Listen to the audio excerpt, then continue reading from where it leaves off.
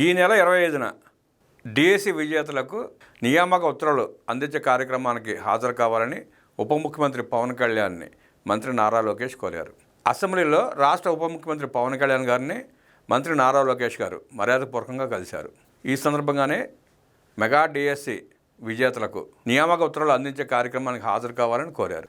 గత 5 ఏళ్లలో జగన్ రెడ్డి ఒక్క టీచర్ పోస్ట్ కూడా భర్తీ చేయకపోగా మెగా డిఎస్సిని అడ్డుకునేందుకు 106 పైగా కేసులను వేపించారని వైఎస్ఆర్ కాంగ్రెస్ పార్టీ నాయకుల నిర్వాకమని మంత్రి లోకేష్ మండిపడ్డారు.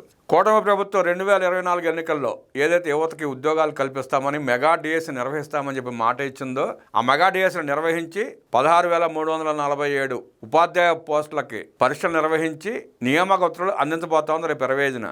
అది కూటమి వాగ్దానం అంటే. దీనివల్ల ఏళ్ల తరబడి ఎదురు చూస్తున్న నిరుద్యోగ యువత తమ టీచర్ పోస్టు కళలు సాకారం కాబోతున్నాయి. మెగా డిఎస్సి హామీ కానివ్వండి, మెగా డిఎస్సి పరీక్షలు కానివ్వండి, ఆ మెగా డిఎస్సి విజేతలకు నియామక పత్రాలు అందించే వరకు నారా లోకేష్ గారి కృషి అభినందనీయం. యువతకు ఏదైతే 20 లక్షల ఉద్యోగాల కల్పన అంటూ ఆయన మాట ఇచ్చాడో, మాట ఇచ్చిన రోజు నుంచి నేటి వరకు ప్రతి సందర్భంలోనే ఆయన 20 లక్షల ఉద్యోగాల కల్పన గురించి ప్రస్తావిస్తూనే ఉన్నారు. ఆ దిశగానే వడివడిగా అడుగులు వేస్తున్నారు. ఐటీ పరిశ్రమలు తీసుకొస్తున్నారు, మెగా పరిశ్రమలు తీసుకొస్తున్నారు, భారీ ప్రాజెక్టులు తీసుకొస్తున్నారు. రాబోయే 2 ఏళ్లలో ఆయన ఏదైతే వాగ్దానం చేశారో 20 లక్షల ఉద్యోగాలు, ఆ 20 లక్షలు కాస్త 40 లక్షలు అయినా ఆశ్చర్యపోవసరం. అంతలా కృషి చేస్తున్నాడు ఆయన. జగన్మోహన్ రెడ్డికి మళ్ళీ మాట ఇచ్చి మడం తిప్పి పారిపోలా.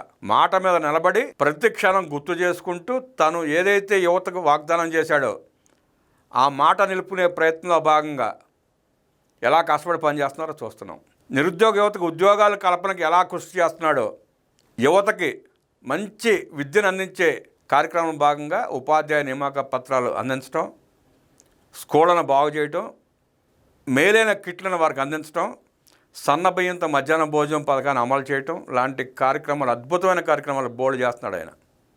జగన్ రెడ్డి కంటే 10-12 ఏళ్ళ వయసులో చిన్నవాడైన ఎంతో వివేకంతో, ఎంతో ఆలోచనతో, ఎంతో ముందు చూపుతో యువతకు ఏం చేస్తే ఆ యువత భవిష్యత్తు బాగుంటుందో ఆలోచిస్తూ నిరంతరం వారి అభివృద్ధి కోసం పనిచేస్తున్నాడు నారా లోకేష్ గారు. ఇది నాడు నేడు అంటే.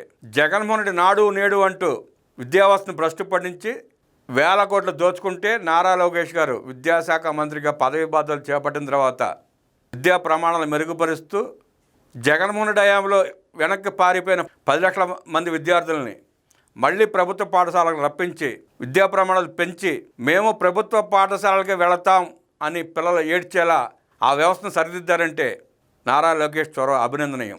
ఆయన దురదృష్టికి అభినందనలు.